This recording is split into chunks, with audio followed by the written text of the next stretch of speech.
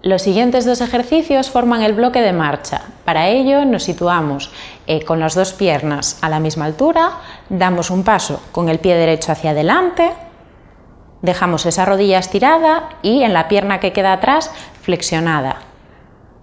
Despegamos talón de la pierna trasera, cargando el peso en la pierna de delante, vuelvo el peso lentamente a la pierna de atrás hasta que despegamos la punta del pie que tenemos delante.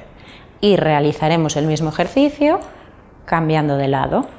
Adelantamos pierna izquierda, rodilla estirada, la de atrás flexionada y levantamos talón de la pierna trasera cargando el peso delante y volvemos atrás levantando la punta.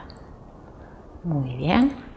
Para el siguiente ejercicio nos situaremos con las piernas un poco más separadas que el ancho de caderas y vamos a transferir la carga del cuerpo al lado derecho, inclinando el tronco hacia el lado contrario para compensar el equilibrio, y lado izquierdo,